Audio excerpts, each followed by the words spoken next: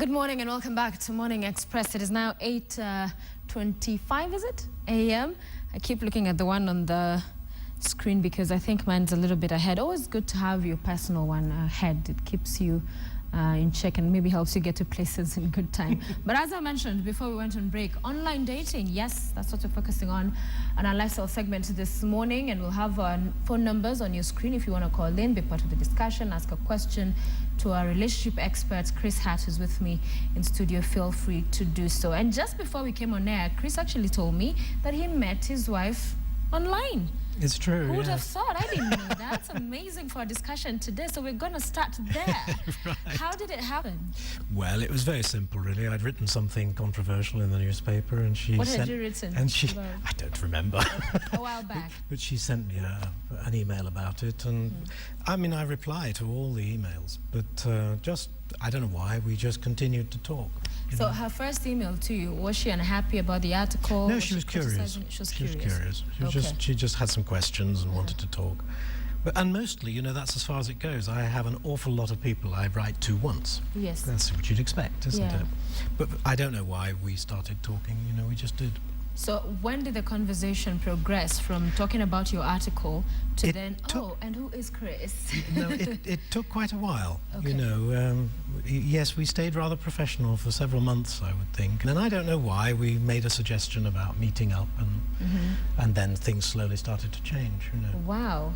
Yeah, so that's a form of online... Yes, so it can happen. But the other half of me, the more professional half, says that actually it's a real nightmare, online dating. It's very hard. Let's start by breaking it down in terms of just understanding what we're talking about when you say online dating, because some people imagine it's simply the online dating sites that, you know, make up online dating. But as you said, an email here and there, what else?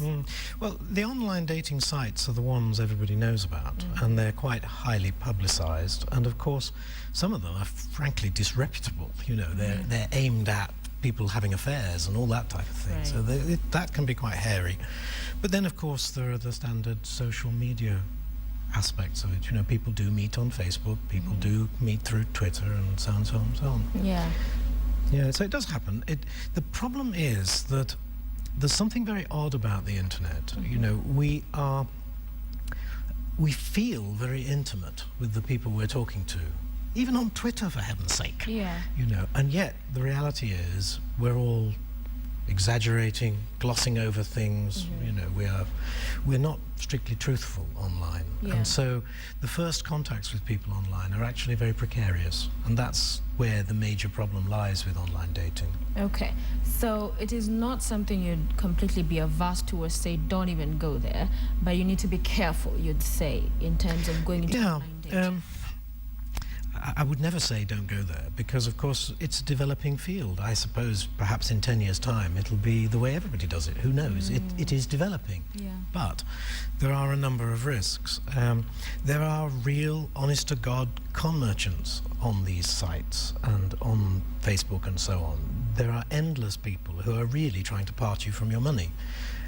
And they look like they are trying to find a date. Yeah. You know, I mean, the classic one is the guy who starts you start a correspondence on, say, Facebook. What you don't realize is that for him it's a business. He's doing this with, say, 100, 200 people, and eventually he manages to get 5,000 bob out of them. You know, oh, I'd love to come and see you, but I haven't got the bus fare. Oh, now, okay, stay multiply 5,000 by 100 every month. That's a lot. That's a huge amount of money. So you can see why. You see what's going on. There's a lot of risk. There's a lot of risk, but let's explore it further. Of course, I've heard other stories of people who it has actually worked out. It does work out sometimes. I remember a colleague of mine who got married to a guy they met on, I think it was Facebook. For some, it has worked out. So there's some elements of it that could, but a very few or short, small percentage of that works out. Around 1%. Wow. Yeah. I mean, people do collect statistics on these things, and yes, it's around 1%. That actually is good. That turn into something solid and worthwhile. Not necessarily getting married or anything like that, but turning into something that you can call a real relationship. Yeah. But that's quite a low percentage, as you can see. Yeah. And the big problem is that an online relationship can go on for far too long before it fails. Whereas when you're face to face with someone, you're likely to pick up the reasons for failure much earlier. You know, I mean, the big problem is, I look at my Facebook profile, for example. It's nice and glossy, and it's a photograph that's a few years old, and you know, we all do that. And now imagine that I'm really doing it very deliberately, and I've taken 15 kilos off my weight, 10 years off my age, and all the rest of it. And I'm chatting away with somebody for 6 months, and we're all very happy. And then we finally meet. Doesn't go well. You see, now that's one of the big problems with online dating.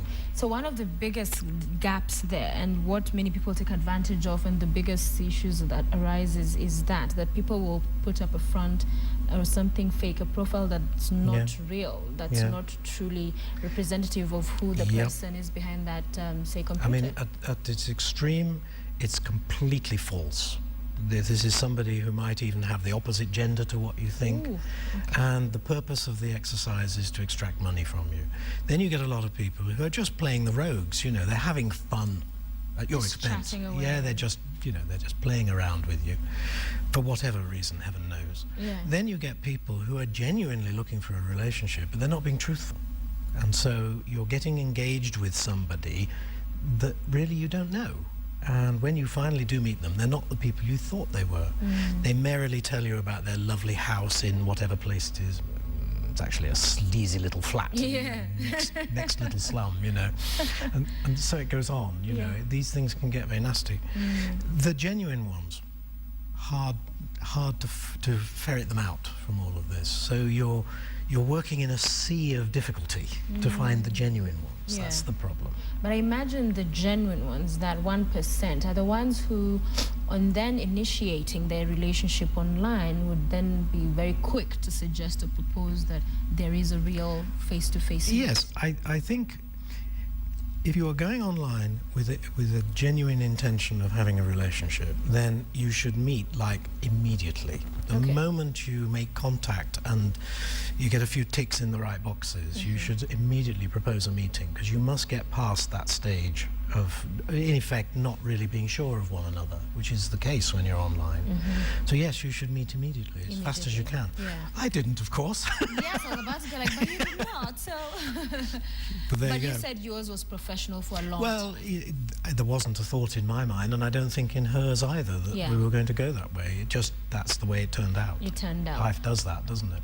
So some would argue on one meeting, because you say a lot of the information that is put out is fake, is not true, that's a picture of me just when I was maybe 10 years younger, or when I, you know, had a smaller waist size. Yeah, quite. But it's still me. So they'll be like, things have changed, and I just didn't have a current picture. So when you on meeting and you find out, oh, all these things were not true, but the argument or excuse is, this was still me then. I thought that maybe because now I'm like this, you'd not be accepting. But see, we've still been bonding at a different level, so you could get to accept me. Should you run and flee at that particular point, or stay on and be like understanding that this person thought? I suppose a lot depends on why you're doing it. If you just want a casual relationship and you're not thinking about matrimony, well, it really doesn't matter, does it? If you enjoy their company, even if they're not what you expected, that's okay. But if you are being serious, then I think honesty and proper disclosure is part of the game. So if you discover 3 months in that you've been talking to somebody who doesn't look a bit like what you expected and has a different job and all the other things, then you've started off in a very bad way indeed. You know, the truth is, in a serious relationship, you have to tell the truth. And if you started off not telling the truth, it's going to be hard to recover from that. But also important is the first meeting. Talk to us about that, because you're with this person, you've been talking, they sound great, and then you agree to a meetup. How careful should you be about that? Because some have gone tragic, you know. You go and you meet this crazy madman, even kidnap you or whatever. So what is it one needs to keep in mind for that first meetup? Well, you're dead right, of course. It's very dangerous, because I mean, you hear terrifying stories of people grooming very young girls, for example, on the internet and persuading them to go out with them, and they turn out to be monsters. There's always that possibility. Even if you're a mature person who thinks you're streetwise, you still might be getting yourself into a situation like that. So the first and obvious thing is that you must meet in a safe place. I hear of all sorts of stupid stories, you know, people meeting in car parks. You know, 18-year-old girl walks into an empty car park. I mean, not a good idea. So you want to choose a meeting place which is very public, very busy, not a bit romantic. 11 o'clock in the morning would be a good idea. You know, don't do 9 p.m. Not 9 p.m. Not quiet, romantic country place. You know, deserted. You don't want anything like that. You want a busy coffee shop in a main street, next to the police station.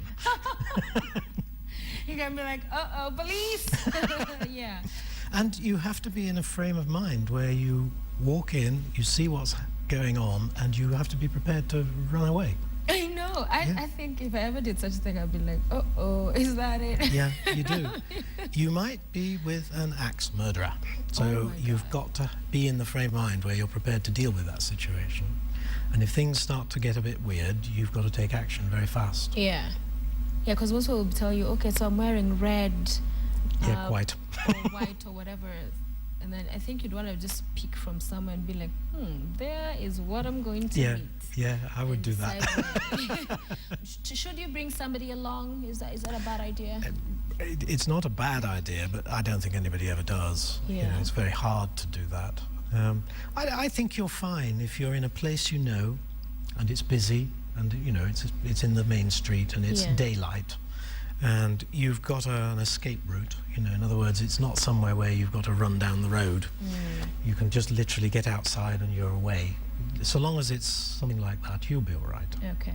So for you, with starting off dating your wife online, it was inadvertent. You never went out seeking for it. There are those who go out seeking to find someone online. Talk to us about this kind of a person. Is it that they're shy, or is it a person, shy in that they've tried, found it very difficult to bond and connect on a one-on-one, or is it people that feel they've tried all other options? This is perhaps a new era. There's a mixture. There's a marvelous mixture. At one extreme, you've got the socially incompetent. You've got people who, frankly, don't like going out at all. You know, they go home every night and they close the doors and they watch DVDs.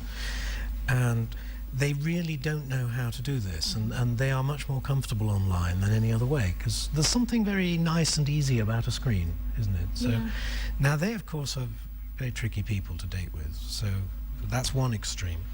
At the other extreme, you've got very, very busy professionals who are looking for some way of short-circuiting the whole process. They can be quite good people to meet online, of course, but they would probably, I think, not deliberately go to dating sites. They would be more like I was. They would make a contact online in some networking way, and it would develop. So I'm frankly a little suspicious always of the people who go to dating sites, and I think one ought to bear that in mind when you go there, that they won't be the people who are comfortable doing the things that matter in life, meeting new people, finding opportunities, developing social skills. You know, if, for example, take the best possible case, the hugely busy professional. What you're saying is this hugely busy professional doesn't have a personal life, doesn't have a good work-life balance, won't in practice give you much time if you marry them. You see, it's saying all the wrong things about them. Right. You get the picture? Yes. You know, one of the reasons why the dating process is what it is that it allows you to examine the values and priorities of the person you're with. Those priorities should include giving a lot of free time for you, because you want to know that they'll do that when you're married to them. Get the idea? So if I'm trying to short-circuit that and all I'm prepared to do is give you 2 minutes on Match.com, it's not going to work. It's not going to be a good thing. And what questions should one be asking when you're talking to this person, getting to know them? So this is Chris Hart, this is Sophia Wanuna. What is it as you're seeking to find out if you're compatible? Right. What kind of conversation should be happening before even this meetup? I'm terribly cynical, of course. So the first thing I would do is I would ask all the questions that can be checked up on. So, for example, I'd ask you where you worked. Okay. And then the next thing I'd do is I'd be quickly Googling to check that you really did work there. Yes. You know, and I'd ask where you lived, and I'd check that such a place really existed, and your description of it made sense. Right. And so it would go on. And then, of course, we would start talking about the things we like, the things we do, the way we spend our time, all the usual questions, in other words. Right. But I'd also be asking the sort of questions that might reveal that maybe you're not quite so clean and wholesome as you sound online. You know, like in amongst asking about your interests, I'd be curious to know whether you're interested in warfare or weapons or something like that, you know. That is so funny. Chris, how do you start that? Oh, so by any chance do you advance? But you do it the other way around, can't you? How do you spend your Saturdays? Well, I go down to the firing range, you know. Yes. I like to shoot and, you know, heavy firearms. Yeah, exactly. Yeah. You can ask lots of questions about background. Where were you educated? Where did you grow up? And if you begin to hear stories that, I don't think I really like the sound of that. Yeah. If you hear stories about no relationships or 4,500 relationships, you know you're with a weirdo. And so it goes on. You have to ask these things. There's no two ways about it. Okay. And you can do it quite innocently. You know, have you had a relationship before? You know, tell me about your last girlfriend. People will tell you. Yeah. And if it sounds weird, dig. There are those also who will, other than just, you know, chatting and all, then get to phone calls. Is that safe before you then get to a one-on-one? It's obviously upping the risk, because if I'm... Not diminishing. Well, yes, because you think about it. If I am chatting with you on Facebook, I'm strictly speaking anonymous. You don't know for sure that I am who I am. Yes. And I can hide a lot of stuff about me. For example, it would be quite tricky for you to actually come and stand at my doorstep, because I probably wouldn't reveal where that was. But the moment I start talking to you by phone, my phone number is a much more personal and yet public piece of property, isn't it? From my phone number, you can find out everything there is to know about me if you want. Now, I could be at risk of some harassment. You know, you could start turning up where I turn up, things like that. If I've got a smartphone, there's a danger that, you know, you can just look at my GPS and, oh gosh, yes, he's just walking down the road. All that comes into play. So you do have to be cautious how you do those things. So it needs to be later on, not early on. I'd actually do it the other way around, you see. I would start by getting to know a little bit about you and then immediately meeting. Short-circuit the whole thing. Okay. And as I say, public place, safe, daylight, and find out straight away whether you're really who you say you are. Then, of course, all the other risks diminish completely. Yeah. Okay. Would like to hear from you, by the way, if you have dated online and how it worked out for you, if it was successful or a big flop, one of those that you're like, Lord, I don't even know I did this. I would like you to share with us. Our numbers are on your screen, but if you're unable to get through, you can tweet away, Sophia Wanuna, that's my Twitter handle. Keep your questions coming. We have one Wilson saying it's very risky, though it can work out. And then somebody else is asking about Family Guy. Have you watched Family Guy? Oh, yes. Oh, have you not watched it? No, I haven't. Oh, it's a must. You okay. It's what is it about? Well, it's one of these classic American cartoons that is actually very, very clever. Okay. You know, it looks so innocent, it looks like a child's thing, but actually it isn't. It's very, very subtle. What is it about exactly? Well, it's just about a family, and he's absolutely revolting sort of misogynist, you know, and he's got this innocent wife, and and a family, and you know. So why is this person asking me if I've watched it? Does it I have have no anything idea. to do with online dating? I really don't know. No. But I mean, you should watch it. It's actually extremely funny. Yeah. You know how cartoonists have this way of getting to the core of an issue very, very subtly, and sometimes cartoons do the same thing. Yeah. You think how often The Simpsons have really covered something really cleverly. Well, Family Guy is much the same. Okay. Well, yeah, I'll give it a try. My dear friend here who's asking, we have Wilson. No, that was Imran Kabebe who was asking about that. Anyway, let's go back to online dating. Who do we see mostly, again, in terms of men and women? Who are the ones who would go out on this more? It's about 50-50. Yeah? Did both men- jump in to see? People do. I mean, quite a lot do it purely for fun. It's a little bit like things like speed dating and the sort of little dating evenings that people set up commercially and things like that. People do those as much for fun as for real, and a lot of people do the same online. Yeah. I'll be honest, an awful lot of people go online looking for hookups, you know, and looking for something a bit clandestine. Yeah. You've got to weed them out as well, if you're serious. So yes, there's a lot of people do it, but they're not sincere. They're not sincere. You mentioned about those who do it, you know, for the mpango ya kando. There's a Yeah. lot of men and women who go on there. They're married, but Yes. bored maybe, or something else is happening at home, and they're looking for Yes. a kick. So Some, how do you? Well, some go to the standard dating sites Okay. doing that, and they are, of course, telling lies about themselves. They don't normally say, I'm married and I'm looking for a mistress. But there are sites that explicitly make it clear that that's the purpose of the whole exercise. That the site exists for people who want some clandestine relationship. Yeah. And there, people are utterly open about their position, you know. All right. We have a call online. Carol Moire from Umoja. Carol, good morning. Hello. Hi. Hello. Hello, can you hear me? Uko hewani.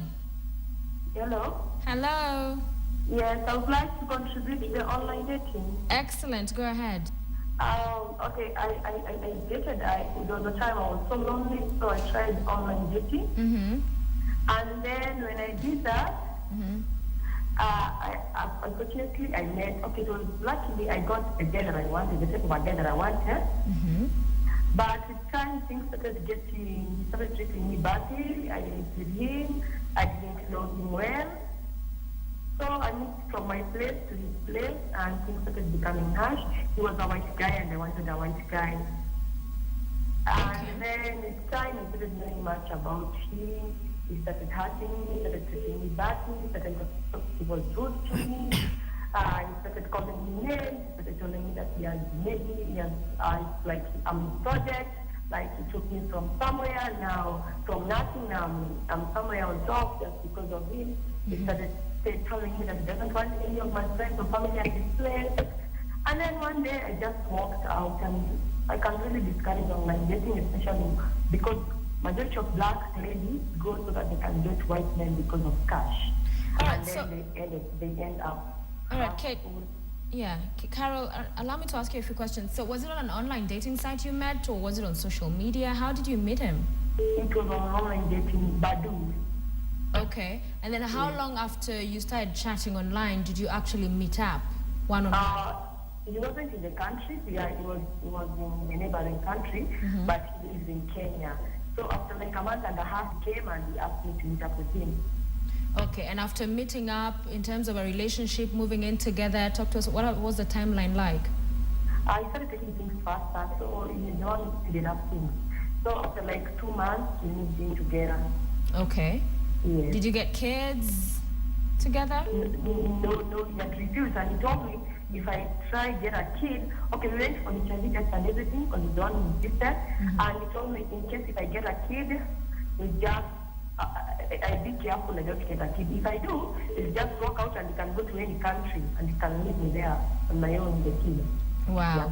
So since then you have said no to online dating. Yes, and I discourage it. And so many girls, especially because majority of black ladies, they go there so that they can get white men. Yeah. Because a friend who has a white boyfriend is the one who advised me to go there. Oh, okay. Thank you so Yeah. much, Carol, for watching and Okay, sharing thank you. with us.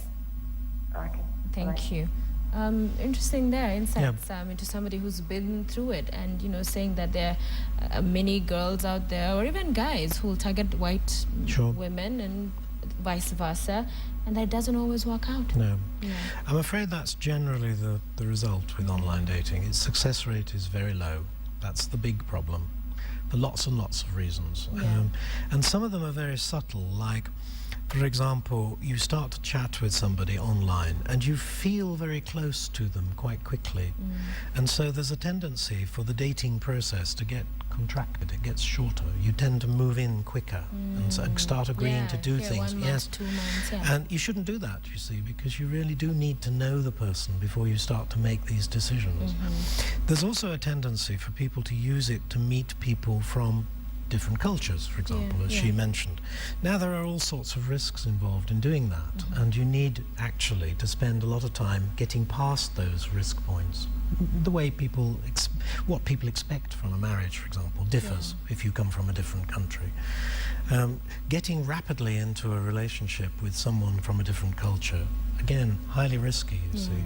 You need to spend more time getting to know one another before you take those decisions. And online dating tends to short-circuit that as well. Yeah, because I like that she was, somebody advised her, try it out, it's working for me. But she's gotten to a point that been there, done it, and it's not working. The short-circuit nature, which you've mentioned a couple of times, of online dating is what then becomes a worrying element of it, that there's a sense of it, that there's everything just speeded up, rushed. Yes, it does. It's hard to understand why that happens, but it does. If you and I meet, for example, we will feel a little bit distant from one another for quite a period as we get to know one another. But if you and I meet on Facebook, we'll be chatting like we've known one another forever in 5 minutes. And that's quite dangerous in the start of a relationship. Also, how to weed out extortionists. You mentioned them earlier on those who will come out to ask for money and be like, I don't have bus fare.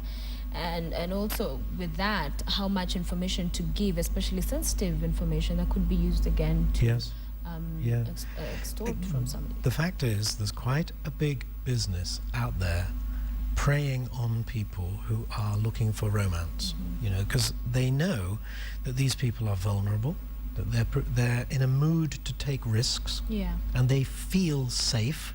Facebook in your living room feels safe. And yet this person in Nigeria, who sounds so nice, is actually running a business, and he's chatting up 15 or 20 people simultaneously, and he's really good at it. He knows all the words. And you fall for him. And then when he starts asking for small amounts of money, it's only ever small amounts of money. But what you don't know is that he's got hundreds of people running in parallel. He's making a fortune. Yeah, and also it's good to be aware of the fact that as you're dating this person, they could be doing the same thing with 10 other people. Often are, of course. How can you possibly tell? They could have umpteen different profiles on Facebook and you would never bump into them. Every photograph will be different. You won't know. And some could turn out to be stalkers, especially after the meeting, and now they know a little bit more about I think one of the biggest risks is the danger that you're dealing with somebody who's online because they are not comfortable in normal social interactions. Now things can get very weird in lots of different ways. They could be aggressive, they could be insecure, but it's all bad news. You know what I mean? But what is a good, Chris? I mean, there must surely be some good, like your good. relationship turned out. How long have you been married for? 10 years. 10 years, that's excellent. So that's some good. There is good. It does work sometimes, but it's rare. And I suspect it's at its best when it's an accident, that people... not when you went out meaning to meet someone online. You were, in effect, networking. Just like you might be chatting to somebody you meet at work. You're just chatting, and as you chat, you begin to realize, this is interesting. Now, you didn't intend, you weren't going out clubbing or anything like that. You just met somebody. Online can work like that. And when it does work like that, it's exactly like networking. And great. But I think the deliberate, dating sites, the social media, those sorts of things, very risky. Okay. We have a comment here that somebody says, Ula Msei, Oh, Ulem say, I think the world is evolving. Lots of marriages I'm seeing around me now started online. How confident are you in a marriage that started online and Well, sticking together? If it managed to do all the things that you should do in the dating process, despite meeting online, Right. of course it's no different to any other. Generally speaking, I worry about relationships that start too quickly.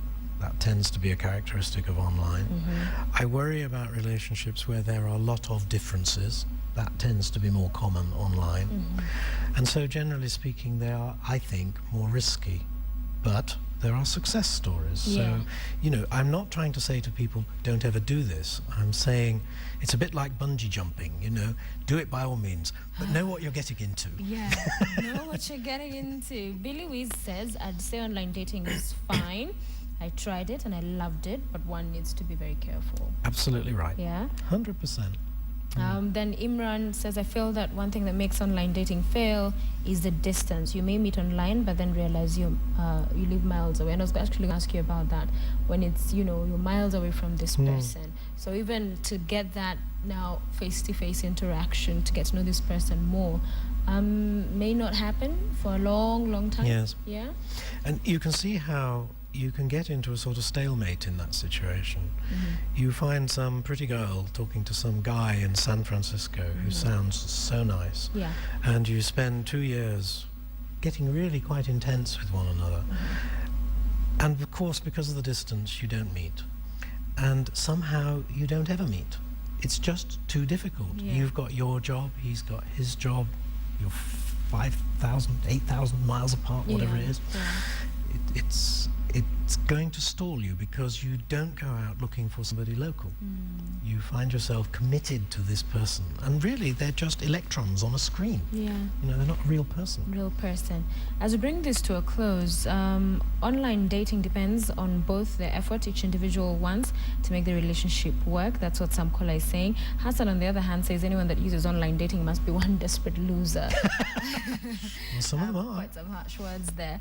But finally, for you, in terms of online dating, you've said a lot of the do's and don'ts. For somebody who's, you know, tried to get into a relationship for a long time, they have not. It's not working out. Social circle, either they know everybody and everybody's taken. Would you advise then for them to try out online dating? And if so, how do they go about it? I think it's fine to use online dating as part of your wider strategy. Not the only. Not your only strategy. Okay. If you concentrate on online dating, the chances of success are very low. And so you could get stuck for years and years and years, hoping and going nowhere. But if, you know, one night a week you chat with somebody online, at the same time you're going out and you're networking and you're trying to have a good social life and all the rest of it, now you've just added another string to your bow and it's worth doing. So I would do it in that sense, but I would not depend on it at all. At all. Well, It's just too risky. It's just too risky. Thank you for joining us, and I hope it has been a helpful conversation for many of our viewers this morning who may want to try it out, or just again, like Carol, who shared with us her experience earlier, to just know some of the risks involved as well. Thank you very much for joining us. Chris Hart, relationship expert, with us this morning on dating, online dating. You could try it out, but you've had some of those pros and cons, but always good to be true to yourself and hopefully get the most information you can from the other person. And if they don't turn out to be what you thought they were, run. Or as Chris said, make sure your first date is next to a police station. Just call out for help. I'm Sophia Waluna on behalf of the team that made the show possible. Thank you for watching, and we'll see you tomorrow.